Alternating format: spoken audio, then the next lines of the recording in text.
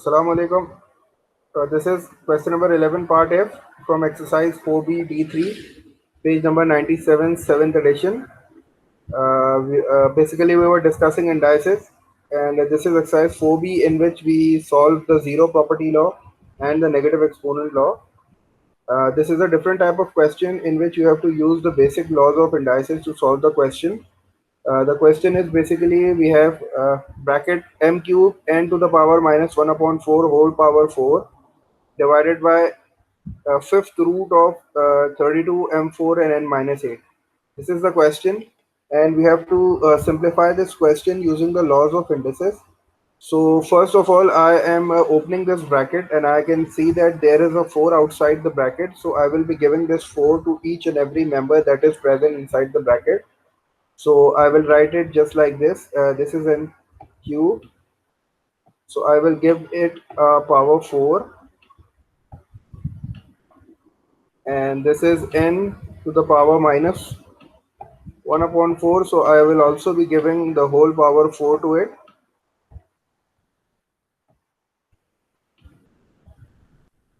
And then I am converting this division sign into multiplication.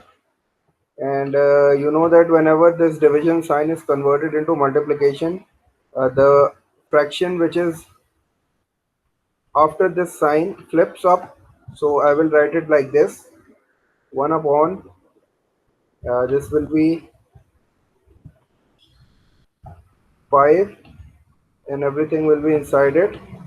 And we have 32 m to the power 4 and n to the power minus 8. So this is the first step in which I change the sign of division into multiplication, and I flip the fraction which is after the sign of division, and I just distributed the powers.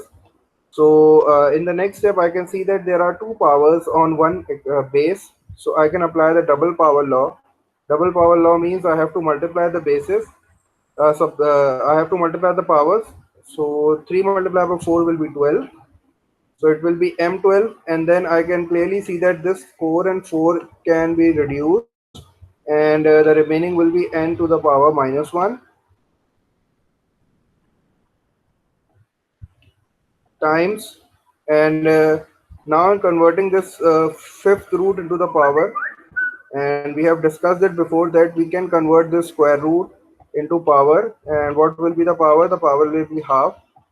And similarly, if there is a cube root over here, so we can convert it into power, and the power will be 1 upon 3.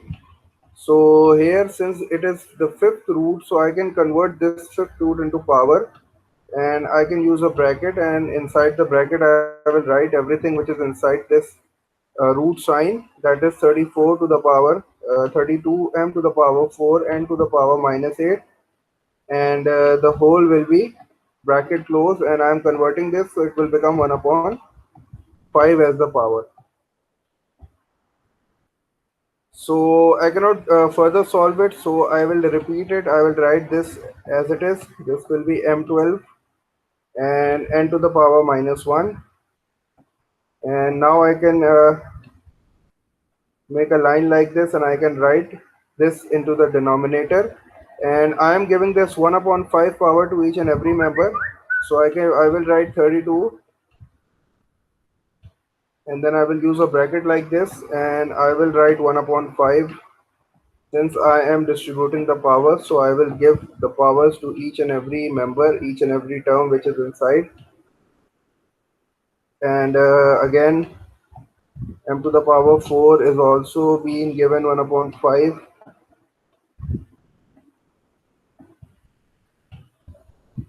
And the last is n to the power minus 8, and it will also be given the whole power as 1 upon 5.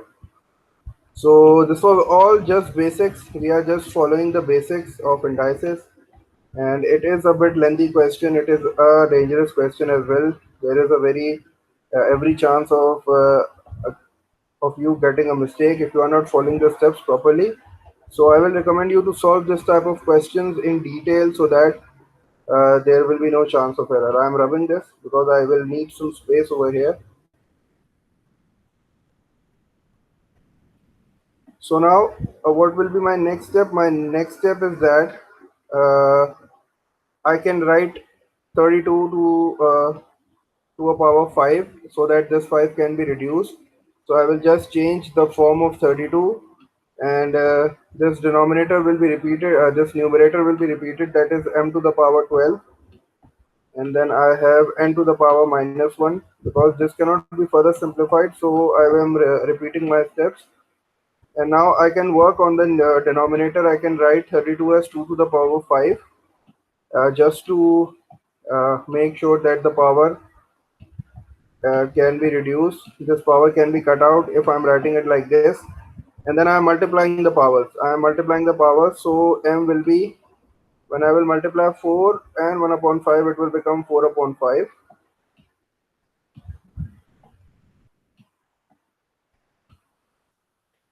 And the next thing is the n minus 8, and it will become n to the power minus 8 upon 5. So this was just again doing the basics, right? Just simplifying it.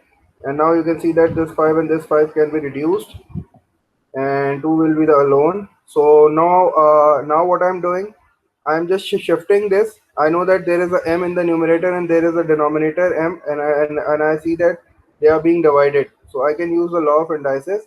That is, I can write m once and I can subtract the powers. So this will be 12, and since this is positive, and I know that when the bases are same and they are being divided, so the powers get subtracted. So I will subtract 12 and 4.5 like this, and then again I have n in the numerator and n in the denominator, and this is minus 1, and since the power are being subtracted, so one minus will be from the subtraction, and the other minus will be minus 8.5. So you know that minus and minus will be positive, so I will be doing that in the next step.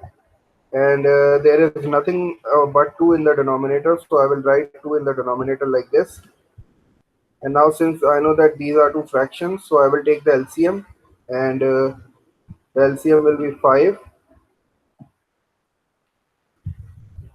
and I know that I have to multiply this 12 by 5, which will become 60. 12 times 5 is 60, and then I will write this minus 4. Moving on to n, I will have to take the LCM again. This time this will be, I can do one more step over here like this. This will be minus 1 8 upon 5. So I have to do one more step. This is minus 1 8 upon 5 like this, and you know that there will be a 2 in the denominator.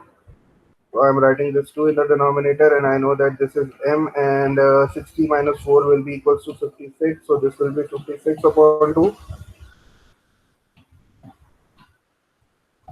And here I have to take the LCM again. So my LCM will be 5, and I'm doing it directly.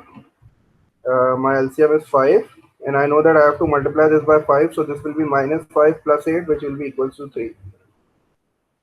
So this is basically the last step, the final answer, because I cannot further solve it. So since I cannot further solve it, so this is the required answer. So the question was a difficult one. There are a lot of questions like this in your book, D3. This is just one part. This is just one part to give you a flavor that how can you solve these type of questions. They are lengthy, they are laborious, but if you are following the steps carefully, I think you will be able to solve them very easily.